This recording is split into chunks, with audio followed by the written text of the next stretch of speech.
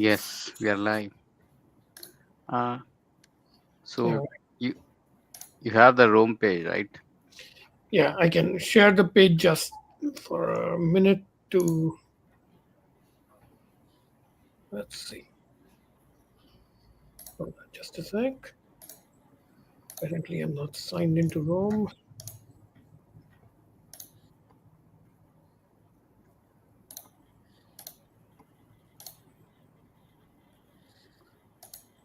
Where is. God, why is it doing this? It keeps. Never mind. All right, there we go.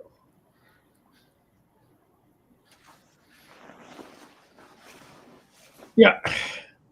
So I thought, since it does seem to be a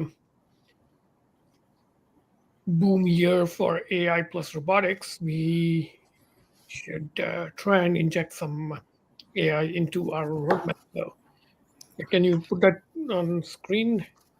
I shared I the think I think it's a great idea because I just came from an AI meetup and there wasn't a single robot there, yeah, which I think was a big miss. yeah. What have we done so far? We've or anyone in our group. So there was that time. Damn, I'm blanking on his name. He did the Jetson robot. Sai. Sai did the Jetson robot, and Eric, you did some, I don't know, weird learning from like sensor angles or something. And I did some edge impulse oh yeah, on device recognition, and then I also played for with a few programs on this. What was it called?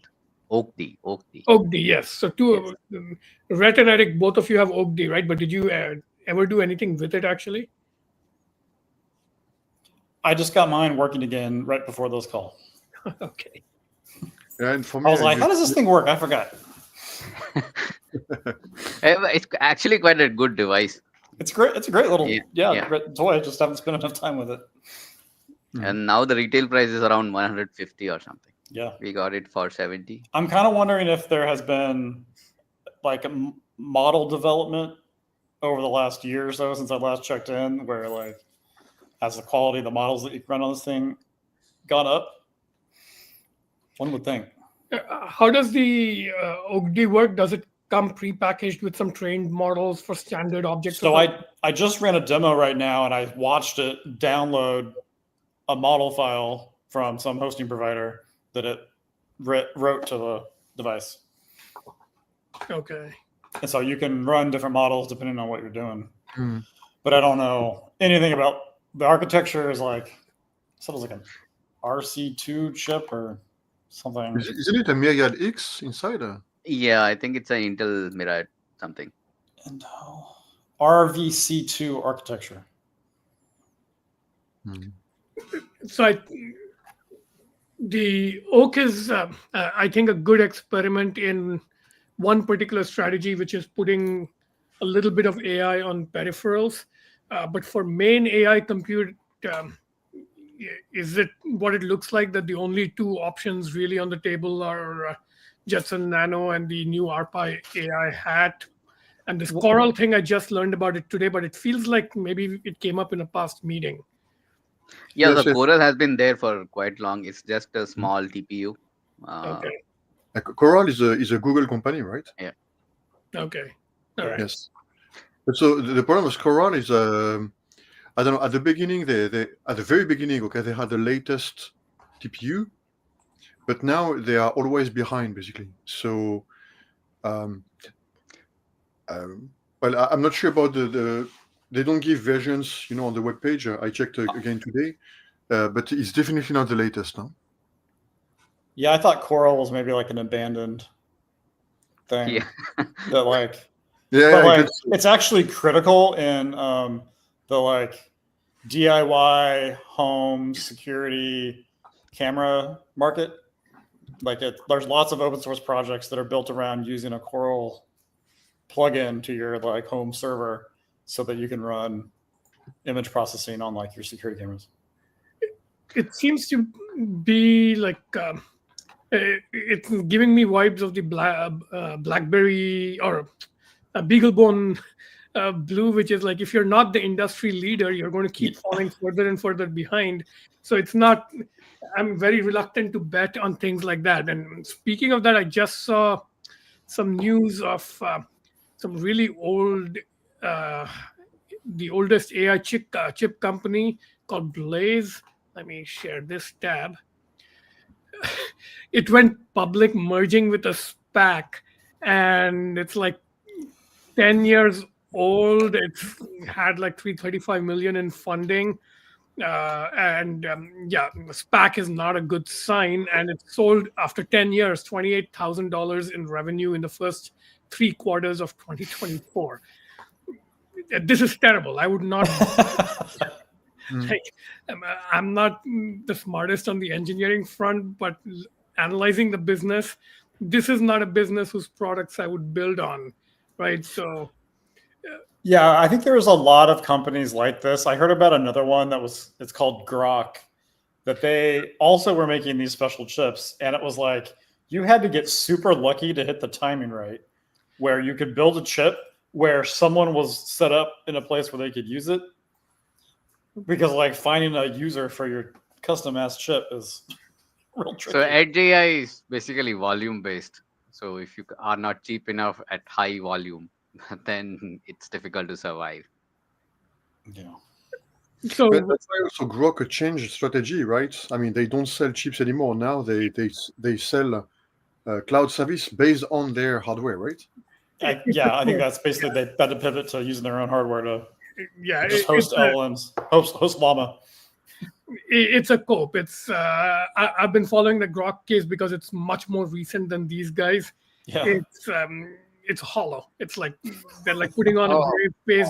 It is really fast though. Yeah. Like it's really cool. They had a very temporary advantage of optimizing for inference in some way for a particular regime of models, and it feels like a house of cards, and everybody I'm talking to is like, yeah, don't expect that to be a sustainable venture. So I think basically, I of course have a slight bias for the company I consult for, TenstorRent, but other than that, and they don't have anything in the robotics range at the moment, so it's not in the picture, but it's really Jetson Nano and ARPAI. The only reason I think it's maybe worth experimenting with is they have enough market leadership, at least in the SBC market, that maybe they'll have like some robustness in staying in the game here. But yeah, do you guys know anything about what they use and stuff like that? ARPA is already being used in the industry, so they have industrial versions of it. So I think they took on some investment, so they have made lots of investment in the industry sector. So once you get in the industry and like PLC type of like boards, then you are there for like 10 years, 15 years at least. So this AI Hat Plus just came out in January, I think, and this I don't know what this Halo 8L. Hilo is a accelerator company. Okay, so what, like, is it robust? Do we know anything about it? Or if you open the link, it seems it could survive. I don't know, but they have like open source versions of software, and then it's like a AI accelerator plus software, small company, and then ARPAI just used them. But I've seen them a lot. Okay, that's a good but not sure about its long-term survival. But like this should be, so this can be also done with an FPGA, right? A lot of things ultimately end up on like custom things end up on FPGA, and like a good engineer will do that. Another aspect is that if your project, Venkat, is based on an AI acceleration on an M2 card, for example, but here, whether it's an Hilo 8 or not, doesn't really matter, because for two reasons. Because first, it's an M2 connector, so perhaps there are other boards to connect through M2. And second is that apparently the Hilo series uses pretty standard libraries from the software perspective. Okay, and Aniraj linked to something called ONNX. Okay, ONNX is a kind of well, it's called an intermediate representation, okay, for the machine learning, weight files, okay, these are from PyTorch or TensorFlow. So they are compiled to this format, and then they can be used on several platforms. They are much more portable, okay, without having TensorFlow, without having PyTorch anymore. You need a different runtime, okay. Hey, pull up the link that I just put in there, because it has a diagram of exactly what you're talking about. Right. And that, okay, yeah. Yes, thank you. It's that's an example. I remember I used that one. So you see But does this OAK-D run the Onyx models? So it has, these are the instructions for how to convert from Onyx to what OAK-D uses. Okay. Or to convert from TensorFlow or whatever to Onyx to, like, it's a pipeline, I guess. Yeah. Okay. You have several tools like that. I mean, the one I've worked on and worked with is called TVM. We talked about it here as well. Just send the link. Okay. Where basically there are some people call them deep learning compilers. Well, they used to call them deep learning compilers. Who talks about deep learning these days? Not sure anymore. Anyway, but these are compilers. Basically, not if you want to get paid. Yes. No consulting gig anymore. Okay. But with the TVM and others, okay, you get a model in some format and you transform it in another format. Okay. And these compilers, what they can also do is that they can reduce these models. So typically you have models with the floating numbers, okay, and they can recompile them onto smaller formats like integers and so on, okay. And so they can run on usually smaller hardware, okay, smaller for embedded typically, okay. I think TensorFlow Lite does stuff like that as well, okay. Perhaps we talked about words like a quantization, okay, which is basically this transformation, okay. And basically these technologies automate all that and make it much more streamlined, okay, and much nicer to use for projects like us and for industrial context as well. Okay. Hilo is a Israeli company. Is really what? Sorry. Israeli company. Ah, okay. I didn't know that, but yeah, and they raised around 120 million last year. I sent a link to a comparison for Hilo versus Jetson and the TPUs and so on. Okay, and apparently they are quite competitive. Okay, and also that article is from 2020. Okay, so it's about the Hilo 8. Sorry, because the L after is the entry level. So I guess it means less powerful than the Hilo 8. Okay. But it was not in the benchmark I saw so far. Is this the one you mentioned? Yes, this one from 2020. And if you go down, you have several tables comparing performance and runtime, inference time, Jetson and TPU and so on. So there is more details about the board itself. Huh? Yeah. So Halo is the chip. What is this board? This doesn't look like an RPi. This looks like a much bigger board of some sort. No, basically Hilo is the processor, the big chip you see in the middle, okay, the gray chip, okay. After they have different boards for making it convenient to develop, to test, and so on, okay. Like what? Like the TPU. The TPU is like the Hilo chip, basically, okay. But this has two connectors, so if the RPi hat is not powerful enough, you could have some other board like this that also fits in. Is that kind of what you were getting at?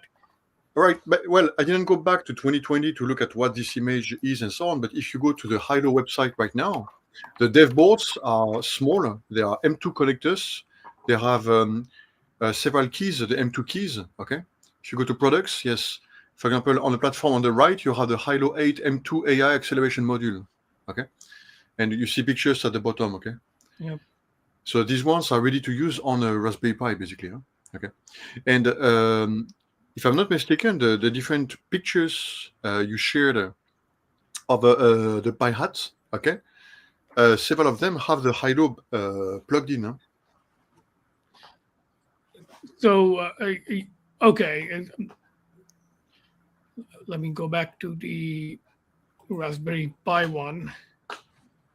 So this uses I guess, a particularly cheap configuration of the high-low chip. But I guess if we do an evaluation and decide that this is not powerful enough for a reasonable rover, we would try one of the other high-low based M2 boards, right? Yeah. So that's the question here. So a good exercise for a deep dive would be consider the various high-low based boards in terms of some useful parameters like I don't know, memory and stuff. Yeah, I haven't even started thinking about how to actually think about this. This just the picture alone looks much simpler than the other one we saw. So what are specs that you would look at to understand even what this can do? There's TOPS, the operations. So I actually was asking ChatGPT about that. Let's see what. It's a tera operations per second. Yeah. You know, in old times we had the flops and so on. Okay. Yeah. Which are it's a similar kind of metric, but And so what does this hat have? 13 or 26 26, depending on the configuration. Okay. So But- the But I still have feeling. Sorry. the OAK-D, just to put it into context, the OAK-D has 4 tops of processing power, but 1.4 tops in neural net like AI performance. So I guess there's like a neural chip that's separate. But this seems quite powerful for an edge device. Already like 26 compared to what OAK-D is providing. Yeah, exactly. That's a pretty big jump. Is there any way to compare it with Jetson? But like, Yeah, hold on. But the memory would also be like a very important part, right? That's what the link I shared does. If you go at the bottom of the page, you have a comparison with JSON and the TPU. The TPU is also around four tops. Okay. So I asked ChatGPT to do a comparison, and I really don't quite know what I'm looking at. I asked it to like make up the parameters, but at least in terms of tops, it gives you like an order of like calibration. So the AI Kit one is 13 tops. This is compared to the NVIDIA GeForce, which is a desktop class that's T-flops. That looks like the wrong comparison. But yeah, if it's roughly the same, I think that's just floating point ops versus unspecified ops. But then you go to server class things, it gets to like it's specified. You can look at the precision. F stands for floating point, and in precision, you see. Oh, this is when int you 8 versus FP32. Yes. Oh, Yeah. And so there is a big difference here too. Is that in this table, everything can do training as well, except the first one. Yes. Okay. So, And which is not surprising, and which really now connects to what we talked just before with Onyx and TVM, is that this platform compile for embedded and for such kind of specialized hardware for inference. And usually now for embedded we go to integers, so which will explain why the table work. It's the article I sent from 2020 is quite interesting toward the end, because they explain that the tops, T-flops, and so on. Are maker numbers, okay, and so it's we should be careful in comparing, okay. So for example, the high-low 8, there are 2 models, the 13 and the 26 tops, okay. But according to that article, okay, they done their own benchmark. They did not exceed 13 tops with both model apparently, okay.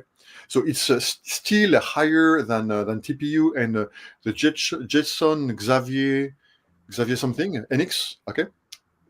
But it's hard to compare. Basically, they explain, for example, the batch size.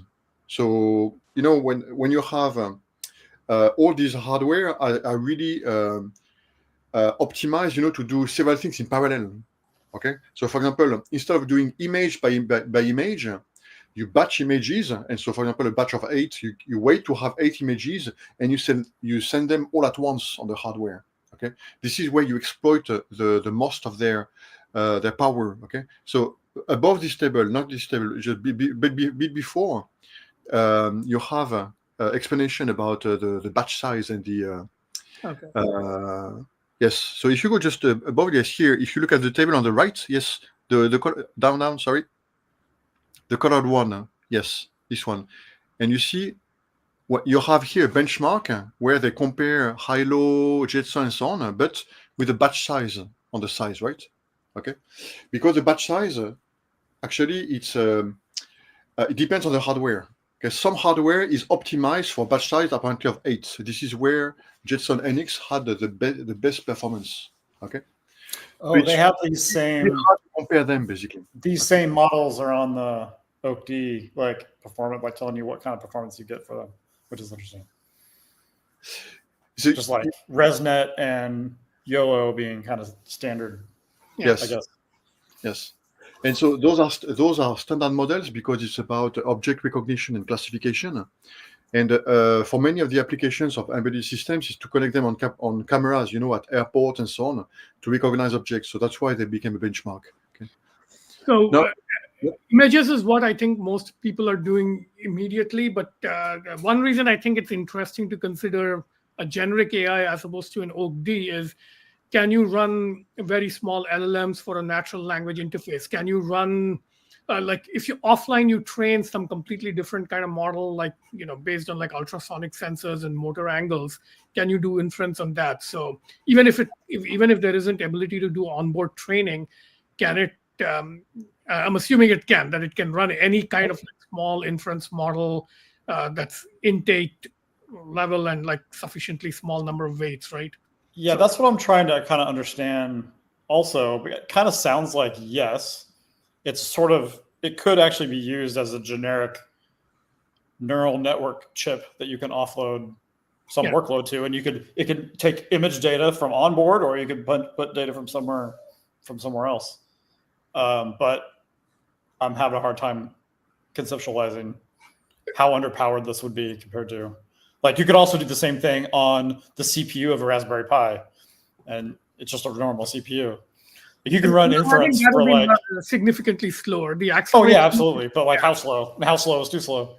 But if the reason I think it should be like not just doable but performant is that image CNNs and image transformers are, I think, pretty demanding, and text and simpler training data might actually be easier than images. So if it can do object recognition, it should be able to do like text and I don't know, one-dimensional signals and things.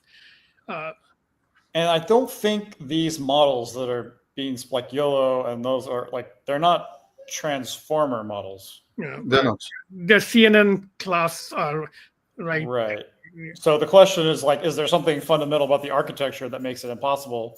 Or is it just like, oh, the memory requirements for a transformer is just like like a order of magnitude larger than what these no, pure image-based I don't think it's about the hardware capabilities. It's about the graph compiler type capabilities, like the Onyx type middleware layer plus whatever is below it. It has to be able to compile that type of model into the right, low-level kernels and matrix multiply operations. So many of these compilers are just not set up to do anything other than like the basic ones. Yeah. So it looks so indeed, because on basically the GPU hardware these days is basically optimized to do matrix multiplication. Okay, and that's really the core. The linear algebra, okay, is really the core underlying most of what we're doing now with neural networks. Okay, and if I'm not mistaken, it's the same kind of operation for CNN and LLM, for example. Okay, but maybe not at the same volume. Okay, the number of that needs to be done. The number of operations required. Yes, but we can see also in the history typically of NVIDIA is that at some point they were starting to pitch that they optimized their stack, okay, hardware and software for CNN. That was like 5 or 6 years ago.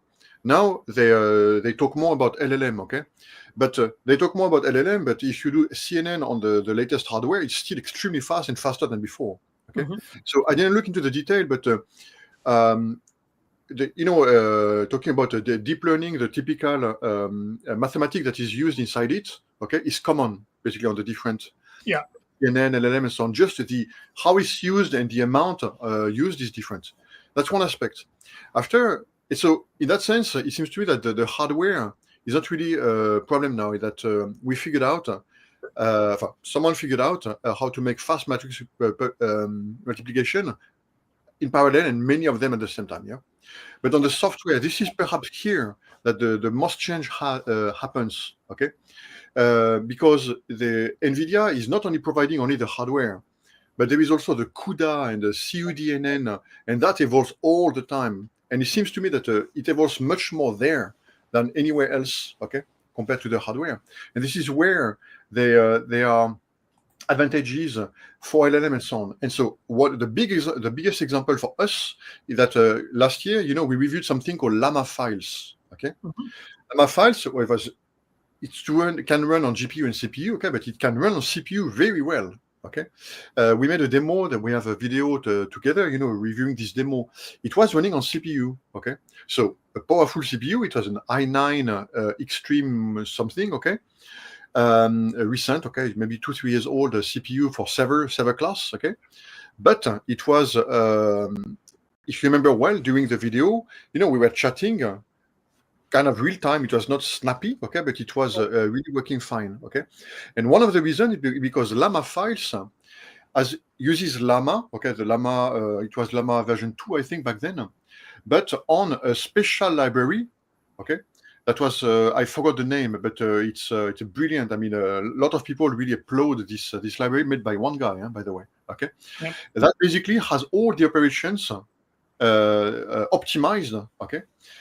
For operations that the Llama uses, okay, and so on CPU it can also work. In some cases, again, it will depend on the application. Okay, just to stress that it's the software looks really more like the limiting factor even today. Okay, so I think for software, one of the interesting things we should probably explore is try to work outside the CUDA ecosystem. That's, I think. Everybody hates it. Nobody I know seems to enjoy working on it. And all these things, since they're not NVIDIA hardware, I'm assuming they don't use any of NVIDIA's software infrastructure. So Halos, there seems to be some GitHub repo that we could look at and see how it does things. Llama file is just compiled. I guess it uses GPUs if they're there, but it doesn't need it. I'm trying to see Halo's purpose-made GitHub. I don't know. But I don't think we can ignore NVIDIA completely. Yeah. We can't, but I think if we want to do AI experiments, there should be there's a Jetson track experiments, which would depend on CUDA, and then RPi track experiments which would not, right? Yeah, so I think the other ecosystems have started converging on the Onyx and OpenVINO stack. So OpenVINO is like Intel runtimes. Quite accurate, because those are at, I think, 1 or 2 levels of abstraction above CUDA. So CUDA is all the low-level kernel stuff, and things like Onyx are 1 level higher. If you're running something like Onyx, it means somebody is providing the LLKs for the non-NVIDIA hardware, right? So somebody has to be writing and supporting that kernel level, which means you want to go on a company that has a decent roadmap for that stuff. Mm-hmm. Yes, indeed, Venkat. We talked about the compilers earlier, okay? And those compilers, basically, they can compile to ONX, okay? But after we need to be able to run them, and for that we have to go deeper, okay? So there are compilers, though, that compile directly for CUDA or for ROCm for the AMD, okay, or for Metal, for example, as well, okay. There are those as well. But it's usually the vendors who provide those, right? The runtimes. Yes. Or one guy who wrote. Or one guy. Yeah. Or one guy. It's like wrote a bunch of C++. It's like OpenSSH, huh? Okay. But, okay, can we switch gears and talk a little bit about, so the software, it is what it is. There's a couple of options, but if you look at, where is the CanaKit page I was looking at? Yeah, this one. So looks like this is an M2 connector hat. It would use up the one M2 ribbon cable connection. And Eric, you pointed out that the hat itself doesn't have any memory, or I presume persistent storage. So presumably it relies on the main RPi to store the data, compile it, and run Onyx or whatever, and then simply load the weights and run the inference on the hat, right? And also, if you have like a data heavy application like a camera storing, I don't know, 15 fps, and you want to store like an hour's worth of camera footage and maybe use it for training later, the thing I was wondering about is, given this hat, can you also somehow do an NVMe SSD, so you have like a more robust and larger data solution? So I was looking at that and I found this dual hat thing. So I don't know if this is even a meaningful way to think about it, but if I'm completely wrong in how I'm thinking about this, yeah. So there's this dual hat for our RPi 5 that basically allows you to run, I think, two NVMe devices on one RPi. So is this totally insane? Like you have this hat and then you split one cable into two and share the single PCIe lane between the AI accelerator and an SSD. And I don't know, does this configuration make sense, or is it But if what is the SSD for? Uh, to why do store we a lot do? of data to, I don't know, if you're running a more complex AI application, doing some inference on one batch, storing it somewhere, inference on another batch. I don't know. Like, is the RPi micro SD good enough for the data needs of AI? Is my question. But the So thing this that makes it just more reliable, right? You can get as much memory as you want in the SD card form itself. Yeah, I think previously with our RPi experiments, weren't there big problems with, like, if you read or write too often, it crashes, and there's lots of unreliability. Plus, physically, I think it's not that robust for robot, right? So you can always use the compute module in with eMMC, but I think there are some you won't get high memory with eMMCs. Yeah. Uh, but like I think like these days, like the SD cards are read writes are not that big of a problem. But like it's always good to have more memory. But I mean, what are we going to do with you it? could also store data on a USB hard drive, depending on your bandwidth needs. Like USB hard drives are pretty fast. But the thing also is that if the robot is also a data collector, okay, we can see the data. So we want the data to be processed immediately, inference, to do the application that the robot has to run. And here you're talking about also using the data to do further training. Okay, so the data for further training is temporary on the robots. So one way to see it is that if it's a connected robot, but maybe we don't need such a large storage. We just need enough. Okay, but 16 gigabyte looks like enough. And there is a piece of software that sends the data to Google Drive or to somewhere on the cloud, basically. So And so the offload scenario has- I'm thinking of is a rover that's offline and only phones home occasionally. So it's maybe in the Mojave Desert or something. So that's another reason I was thinking about this, because you have like rough physical conditions, maybe extremes of temperature and things like that. That's one thing. Then maybe you can only connect to the network once every 24 hours when you go to one spot with cell reception, something like that. And if you're wandering around all day and you're maybe identifying rocks, maybe what you want to do is store every picture of a rock that you took on the hard drive. And for immediate inference, you try to identify what type of rock it is and maybe go exploring. But then you also have the imagery, and later when you upload it, you can do training, improve the model, and then send back a better inference model, right? Over the air update. But also, I think it's just at some point you do have to like think about more robust ways to deal with data. So you can, even if current experimental ideas work within micro SD, this doesn't look like there's not much headroom for But growing the robot. then I wonder, because it's data. We talk about storage, large storage, perhaps for long mission, but it's not like we are talking about very high throughput. Okay, it's like maybe, let's say it's 15 frames per second. It means writing 15 images to disk. Okay, to the drive. So then why not a USB flash drive? Yeah, good one. So, So and I think there's also USB to M2 adapters. So you could actually have an NVMe SSD attached via USB. The rates would be slower, but you could still do that, right? So, right. But it seems to me that I have no idea, but this duplicator that will have two two M2 connectors instead of one, but adds a big moving part.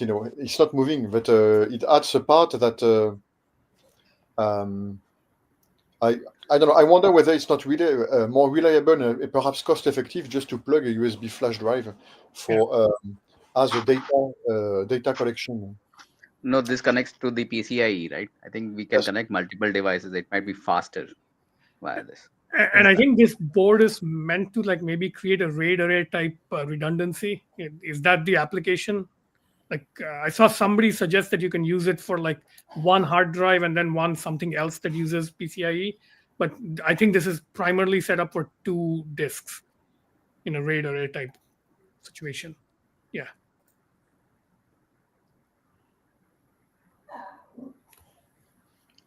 But okay, yeah, I just wanted to raise this option. But looks like the basic configuration would be one of these things. And I saw what you posted, Anuraj, that the 16 GB is probably what you want, right? 16 GB, 26 tops. It's a $300. Yeah, it becomes quite. But as a kid, it becomes expensive. If you buy it separately, it's cheaper.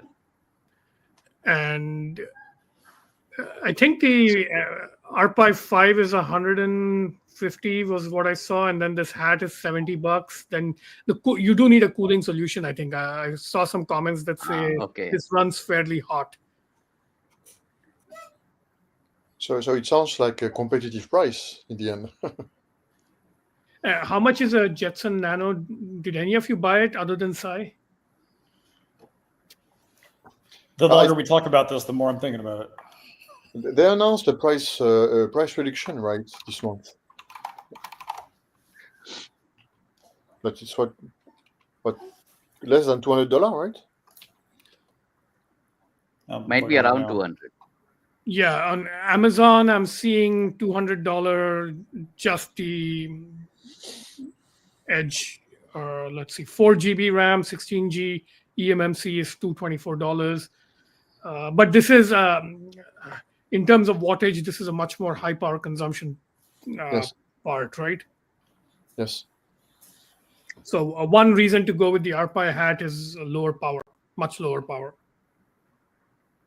So the Jetson doesn't replace only the hat; it replaces the Raspberry Pi 2. Okay, it replaces the whole thing basically, right? Yeah. So that's also perhaps an appealing. It's more integrated in a way. Okay. Yeah, After- the AI acceleration and CPU are on the same die or SoC. What SoC does it have? You know, No, it has some ARM CPUs plus a GPU. I mean, but somehow it's okay. This is Jetson Nano 128 CUDA core, so that's the AI part. The CPU part is it's an ARM Cortex A57. So yeah, Anuraj, how powerful is this? Or It's I think so these days you get A72s. So I think Raspberry Pi is A72.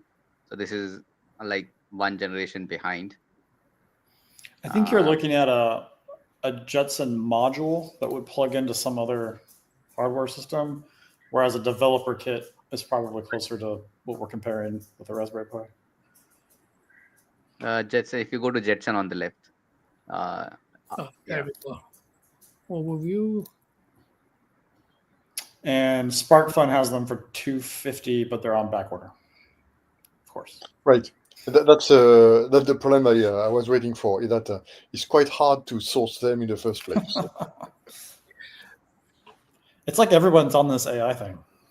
Yeah. I was talking to somebody who's been playing with this Orin thing, and he was saying it's really annoying to work with and horrible tools for flashing and stuff.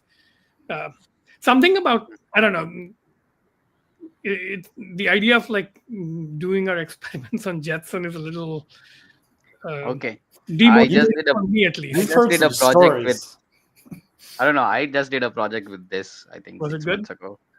It was okay. It was not that bad, but it's like yeah, it's just for me, like if you are working in embedded, those problems seem like normal. But what it's kind of like problems are we talking about here? Like Oh, here I we mean, go. this runs a Linux version, system, right? yeah, so like it comes with Ubuntu, and then you have to install a particular version. I think it comes with all the required things, and it's just version management and different things. So it's like after you have got it running, it's not a problem. Okay. This, by the way, yeah, supports SD card and external NVMe. So yeah, this is more. This I would actually say this is like one cut above, even though the basic kit is the same price as the RPi based. Well, This is also one wait. So kit. are you looking at the AGX or the Orin? I'm Yeah, so looking the at the. AGX is the one I used. Oh, okay. That's the much more expensive, right? Yeah, This is Right. more expensive. I yeah, think it's so. pricier. It's pricier. Okay, let's see if I can find the other one. The Orin. Orin one, the one at the top, doesn't have a picture loading.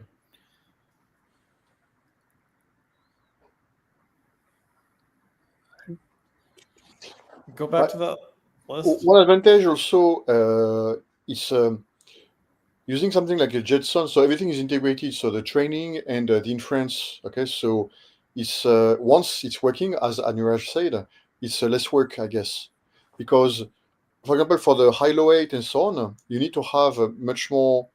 You need to train, for example, on an NVIDIA board on your laptop or your desktop, okay? And then you get, I don't know, for example, a TensorFlow output, and then you need to use software to convert that to maybe Onyx and so on to something that the high-low 8 can actually run. Okay? Yep. So there is that to consider as well. Basically, on the Jetson, it may be more integrated in a way. Okay. Yeah. Yeah, and the tool chain is CUDA based all the way through, as opposed to like instead of like these other random Yes. things. Indeed, that's a very important point because if we train with the CUDA, okay, and let's say we get some performance, okay, so that's when we're looking at the accuracy, the loss, and all those metrics for the machine learning training, okay. But after we convert the model to Onyx and so on, usually there is some loss in performance, okay. So sometimes it's not relevant, okay. We lose a fraction of a percent. Sometimes it can be more, okay. And so the only way to be sure is to reevaluate after, okay. So for us, perhaps it's not really the big deal, but while we are working with such kind of a heterogeneous toolchain, okay, we may have surprises and we may not understand where we are, okay. Why it doesn't work now, okay? It was working before, okay, kind of situation, okay. That's the appeal of the NVIDIA experience, let's say, okay. In theory, at least. In theory, in theory, If they're doing their jobs. yeah. Okay. So while we are maybe we can zoom out a little bit. I was looking to see if people have. Let me open up a bunch of links. So I posted all this in the Discord, but yeah, it's January, so people are doing 2025 robotics sort of forecasty things. So I don't know if any of them are useful. I haven't yet looked at them, but feel free to open them up and look at it. Thank you. So maybe we can spend 10 minutes looking through and seeing if there's something fun in all the trend things. I'm just opening all the tabs right now. What else is there?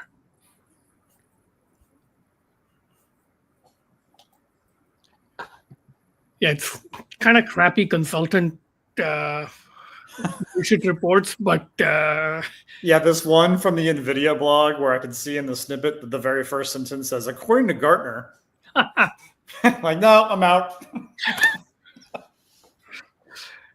and there's one from Goldman Sachs, which sometimes I think big investment banks and hedge funds are interesting because they're sometimes not bullshit. Like the whole DeepSeek thing, it came out of a hedge fund that suddenly decided to go train models, right? So anyway, so yeah, let's see. Maybe we can just quickly scroll through each of them. So call out if you want me to stop scrolling and something leaps out at you.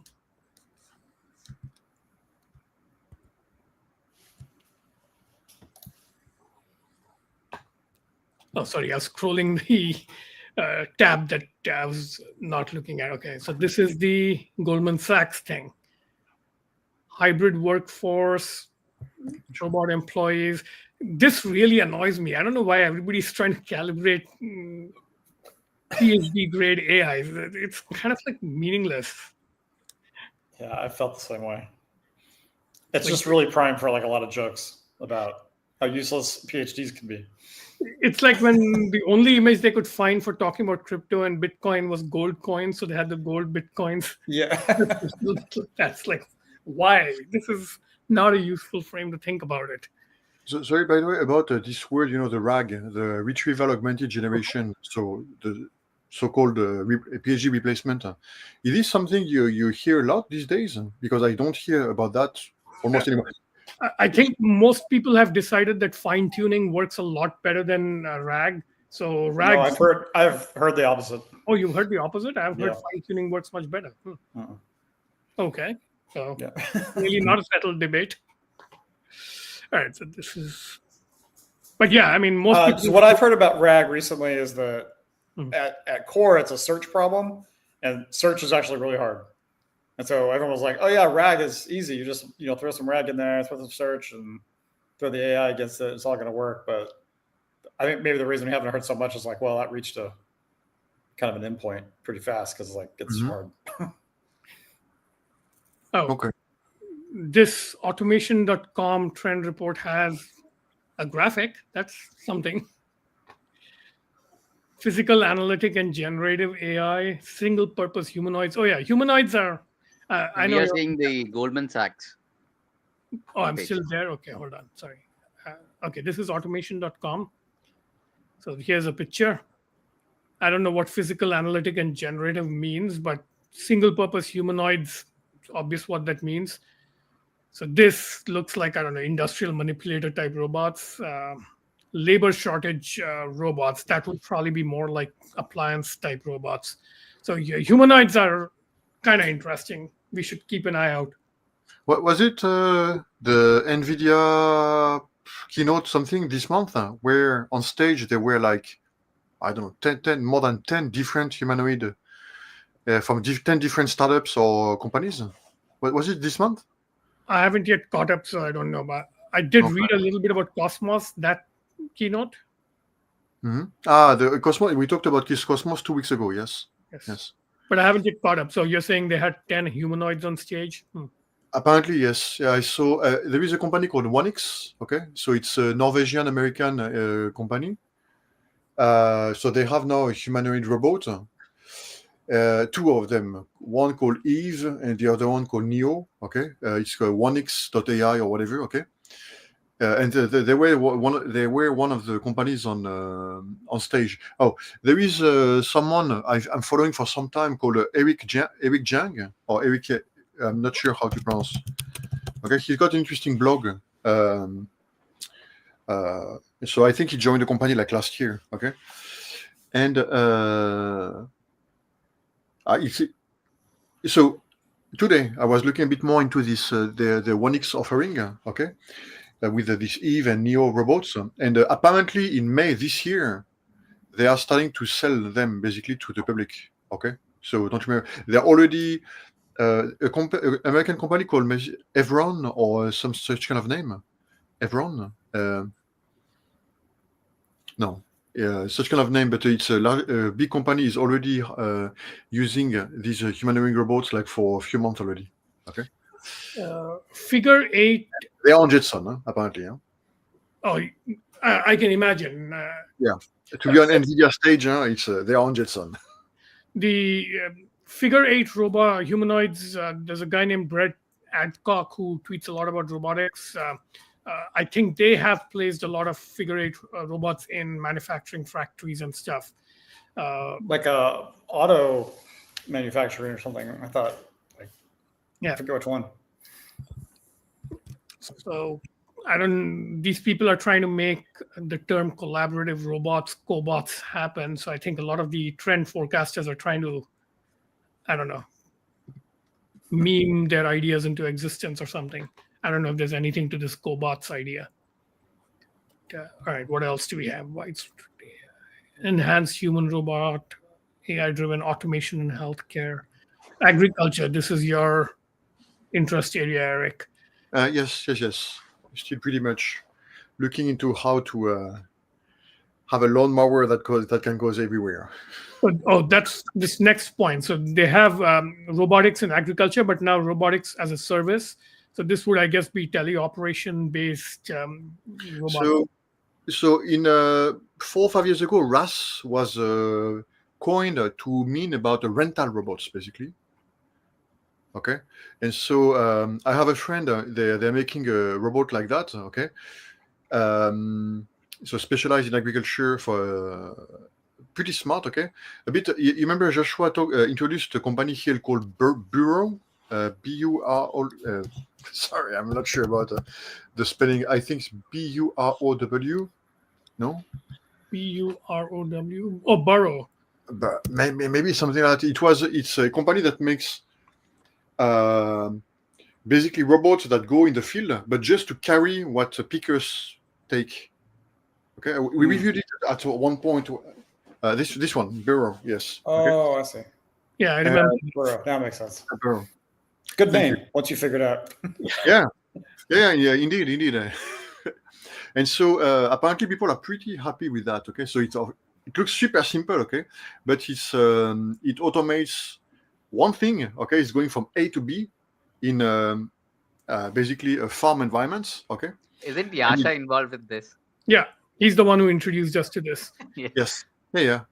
This is basically self-driving cars, but on a farm, right? Yes. And so that's for a RAS model. Looks pretty fit. Okay. But I have a friend making a similar company. Okay, here in Japan, and according to him, his review of the RAS model, it doesn't work so well in general. Okay, so I guess it's really perhaps Burrow is working well because they really hit a very specific pain point and at an affordable price. Okay.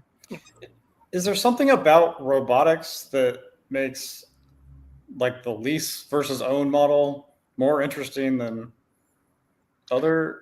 Like it's just equipment, right? It is, yes. So I think there's a few different things about this current robotics wave. One is you have much more flexible physical form factors, right? Humanoid is very different from like an appliance type cart or something like that. So that's one difference. The other is all the fancy new motors and batteries. But in terms of the AI part, I think last time we were talking about it, everybody was more interested in like RL, right? So and not so much object recognition and pathfinding, which are kind of like somewhat boring problems, but reinforcement learning for just figuring out the actual robotic movements themselves. So falling repeatedly and then figuring out how to move your arms, that type of stuff. That's kind of how I think a lot of the physical manipulation stuff is being trained with reinforcement learning. So that falls outside the CNN images or transformers for text kind of world. And I think at least the startups are probably doing a lot of reinforcement learning, especially the humanoid ones, because the wheeled and more standard form factors, they probably don't need to do that much movement learning. They can just apply AI at the camera level. Yes. Rise Polyfunctional robots. What are those? Human switch interactions. roles in dynamic environments like assembly lines or hospital wards. Yeah, this is one. A humanoid would be an example of polyfunctional. In a kitchen, it can cook. In a garage, it can work on repairing your car, right? Hmm. Yeah, these guys. This is the same website, Analytics Insight. They are trying to make the word cobots happen. I think. No, but cobots has been there for quite some time. I heard it like 10 Okay. years ago. Right. Cobot hacking. Okay. All right. Last link I had was the Oxford thing. What we underestimated. So, industrial, let's see. Leap from AI to this looks more at like a higher philosophical level than practical. So many pop-ups. It's pretty short too, huh? Yeah. Yeah, I think this is just marketing for the actual PDF report or something, maybe. Okay, so that's I found these through ChatGPT, by the way. So I used AI to find 2025 trend forecasting things, and it found slop, I guess. This is going to get bad, I think. AI will generate bad trend forecasts, and then you'll ask AI for them, and it'll give them back to you. There's some like shitty thing going on here, but okay. All right. Stop sharing. That's all I had. Okay, so yeah, I guess we didn't talk about simulation environments type stuff like Cosmos or Genesis, which we talked a little bit about 2 weeks back. But I think, yeah, it's down to what are interesting AI type experiments to run. So the options on the table are OGDs, RPI hats, other RPI hats from that same company, or Jetson. And all of them kind of look interesting in one way or the other. Feels Are like we aligned though on the concept of to really fully put AI into robotics is a process of like training a model in simulation, having a pipeline of simulation model training into edge AI that's going to try to do much of what the robot does is coming out of that model that went onto the robot. Is that the Yeah, I think we definitely want onboard hardware. So even though the option of like constantly connected and rely on cloud AI for everything might be a good way to like get some initial intuitions, it doesn't feel interesting. Like, I mean, I'm in this project to work on actual robots. So if you make it like an extremely dumb device that's just making ChatGPT API calls, it's like that's not an interesting project to me. So even maybe that's the winning strategy if you're doing a robotic startup, but it doesn't feel like the fun thing to try. The fun thing to try seems to be, can you put a little bit of AI on board the robot itself, and then that way it can do some AI even if it's cut off from online connectivity. And yeah, eventually maybe even training. Like I've seen people do simple kinds of training on just an RPI, like learn to classify baked goods was one demo I saw on an Adafruit video. So a bakery checkout automation. So you are buying a croissant or a bun or something, and it can detect and ring up the right price. So that was trained on the RPI, and inference was running on the RPI. So it's not like you can't do training at all. You just can't do like, I don't know, Transformers grade heavy duty training. So what's the simplest use case from sim to the robots we can do? That I would want be something. a good. So I'm watching this guy on Twitter who's experimenting with robots and stuff, and he was trying to do a humanoid thing, but he took a side project over the holidays. I think I posted one in the thread to like build a tracked like rover sized, like it was probably about the size of mine that's sitting right here. But the only difference is that he had the presence of mind to put like a claw on the front so it could grab things. And it suddenly was like, this is no longer just a rover. Now it can act on the world. It can like do stuff. So even having something that like acts like a organism of some kind to like move stuff around and Yeah, go collect boxes. autonomously. The simplest thing that seems possible to do out of the box without even any additional coding might be recognize objects and physically classify them. For example, you have like M&Ms strewn on the floor, and you could say something like, robot, go push all the red M&Ms to one side and the green M&Ms to the other side. That feels like hello world level, well, slightly beyond hello world level AI application, right? I think if Meyer was here, he would say something like, what does M&Mness mean to a rover? Why would it care?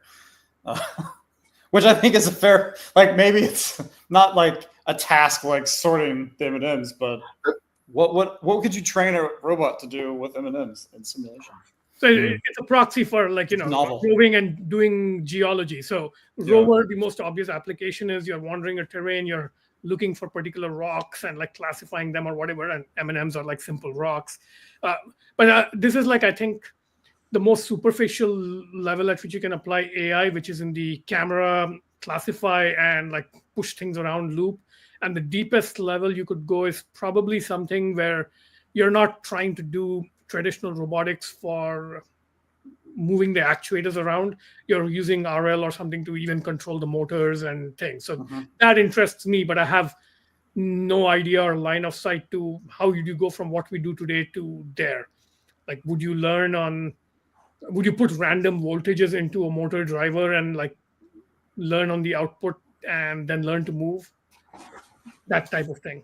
So that's the second thing that seems a bit more out of reach, definitely more work, but is strongly related to the BOSS project that one day I'd like to push forward. Okay, really, yeah. Okay, but first, not one day. This is the year. I think this is the year the BOSS project should happen. Well, the problem is that I'm moving house like in 6 weeks, and so I'm losing a full quarter just for that. Okay.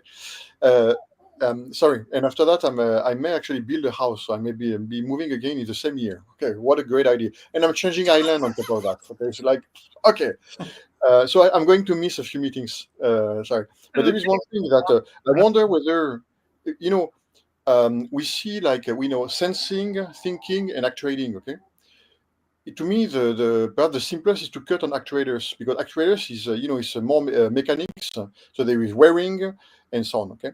And we see that, for example, for humanoid robots, the problem is really about having small sensors to animate hands and stuff like that. A small motors for that.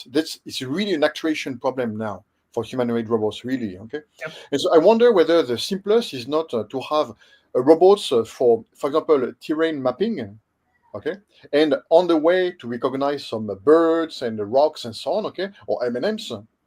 And use sufficient onboard AI just to do that. Okay, it's not like I think it's simpler to do because there are several libraries for mapping and so on, for exploring, for exploring an area.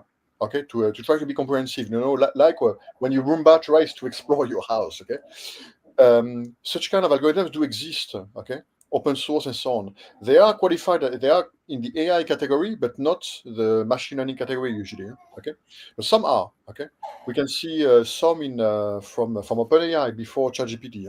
Okay, but on top of that, there is object recognition. There is categorization and stuff like that. Okay, it looks like easier and on the way to after add actuation. So, for example, a grabbing hand or something like that, basically. Yeah, the vision loop, I think you can do it in a way that's not even robotics. You can just have like, just the OGD camera staring at a conveyor belt, moving under it, and have like a very simple solenoid. So it's really just an on-off command. So the example I gave last week when you two were not there was sorting good and rotten tomatoes on a tomato packing plant, right? The tomatoes are being picked and going along on a conveyor belt. If it looks rotten, you kick it off the conveyor belt. Now, there's lots of like ag automation that looks like that. This is not really a robot, in my opinion. So if you look at maybe a good way to think of this is like just like the self-driving people have like levels of self-driving. There's like you can think of levels of AI in robots. So level 0 is something like what we saw the Seikan Google robot do, which is an LLM for interpreting natural language commands and then using that to just tell the robot what to do. This seems to me that it's not even in robotics. This is an LLM application that transforms language, right? Then vision starts to get a little bit more robotic. Vision plus a little bit of actuation is more robotic. And then actually learning actuation itself somehow gets you like true full AI-based robotics. Yes, and interestingly, this last stage, to work on the motor sensors, is about time series data, basically, right? Because we have, depending on history, okay, and then we can get back to LLM technologies, basically.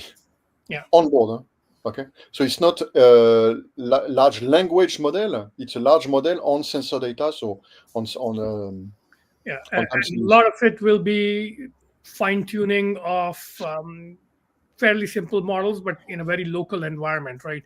Your garden or the Mojave Desert is going to be very different from generic object models and things like that. Okay, yeah. So we can continue discussing next time. I think we're 10 minutes over, but I think I'm, for my personal experimentation, I think I will buy an ARPi 5 and a hat, partly because if the experiments don't work out, I still have an ARPi 5 to play with, and I can like lose $70 on the hat. Whereas if it's the Jetson Nano and I fail to learn to do anything with it, it's just like a $300 piece of hardware that's sitting there and getting more obsolete by the day. There are two hats, right? One where with the Hilo 8 soldered, and the other one on an MT2 board, right? There's just a plain M2 board that I think can attach any PCIe peripheral. And then the AI hat, there was a version released last year with the ARPi 5, but they updated it this January. So they're calling it the AI Plus hat. So last year was AI hat, now it's AI Plus. I missed that, okay. Okay. So that's the reason I sort of like proposed this discussion topic, because not only are a lot of people talking about AI plus robotics, but there's now like cheap options other than the Nano to play with. And yeah, any of you inspired enough to buy a Jetson and play with it? $300. You're basically the worst salesman for the Jetson ever. I'm not trying to sell anybody else. I think, yeah, but I do think, yeah, it'll be interesting to have, just like we've been doing a few physical builds in the first year or two, then we tried a few boards. We've always had like a variety of different experiments running, right? So if we are experimenting with AI, we should have a couple of AI experiments running. Same thing with actually the crypto stuff. It would be interesting to do more than one crypto angle, and VPNs too. Like we've played with multiple VPNs. So I think our strategy has always been any technology we want to play with, try and play with 2 or 3 different flavors of it, right? Posted this. Yeah, let's see for the Nano. I think I can borrow one, but it's a bit old, so. But I think I suspect NVIDIA, because of the big noise it made at its keynote, they probably have announcements. They're probably going to release refreshes of their robotics hardware. They're not going to like announce huge investments in robotics and not update their main board that's like 10 years old or whatever. They did, right? I mean, this month they announced a cheaper version of Jetson, right? Is it available yet, or is it? So sorry, cheaper, updated. Yeah, it may be available, but you have to queue. Okay, so. And maybe in one of the future sessions, we can actually do a deeper dive into what NVIDIA's roadmap looks like. Anyway. Okay. All right. Thanks. See you next week. See you next.